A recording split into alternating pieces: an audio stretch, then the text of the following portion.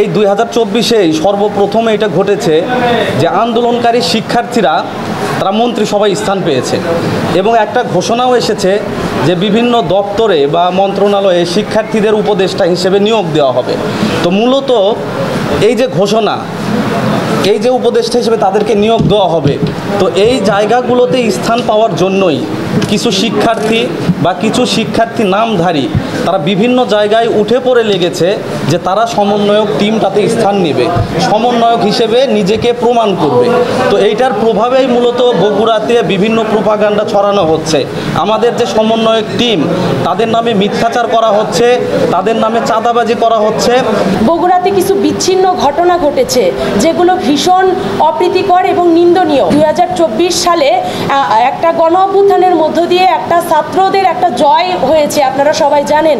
এখানে আমাদের বগুড়াবাসী সহ সারা বাংলাদেশের ছাত্রদের পাশে জনতা একাতারে নেমে এসেছিলেন। তাদের অবদান আমাদের থেকে শত গুণ বেশি। আমরা বলছি যে একটা বিতর্কের অবস্থান তৈরি হয়েছে শহরে, কিন্তু এটার তাৎক্ষণিকভাবে সমাধান আমাদের হাতে নেই। কোনো একটা কুচক্রী মহল আমাদেরকে নানাভাবে দ্বিধায় ফেলছে, প্রশ্নের সম্মুখীন করছে এবং আমাদের নাম ব্যবহার করে তারা বিভিন্ন জায়গাগুলোতে, বিভিন্ন প্রতিষ্ঠানগুলো থেকে চাঁদা সংগ্রহ করছে এবং মেডিকেলের মতো জায়গায় একজন বিসিএস ডক্টরকে তারা আহত করেছে, তারা মারধর করেছে। আসলে কেন্দ্রীয় থেকে নির্দেশনা আছে যে বৈষম্য বিরোধী ছাত্র আন্দোলনের প্রোগ্রাম আপাতত স্থগিত, কিন্তু এইভাবে যে স্ব প্রতিষ্ঠান কিংবা শিক্ষার্থীদের যে যৌক্তিক দাবি আপনার স্থানীয়ভাবে, এটা শিক্ষার্থীদের আন্দোলন, এটা শিক্ষার্থীরা নিজ নিজ দায়িত্বে করতে পারবে। এই নির্দেশনা বৈষম্য বিরোধী ছাত্র আন্দোলন কেন্দ্রীয় কমিটির পক্ষ থেকে দেওয়া আছে। এখন কোনো শিক্ষার্থীকে নিজ হাতে কোনো আইন তুলে নেওয়া যাবে না। আমাদের একটা কি থাকতে পারে, আমাদের কথা বলার, মত প্রকাশের একটা স্বাধীনতা আছে, সেখান থেকে আমরা দাবি তুলতে পারি। এবং স্বৈরাচার সরকার থাকা অবস্থায় যদি তাদের কোনো এই ধরনের নথি আমরা পাই, অথেন্টিক কোনো ইস্যু যদি পাই যে তিনি বিভিন্ন ধরনের দুর্নীতির সঙ্গে যুক্ত আছে, সম্পৃক্ত আছে, তাহলে সেটা আইনের আওতায় নেওয়া হবে এবং সেই ব্যবস্থা নেওয়া হবে।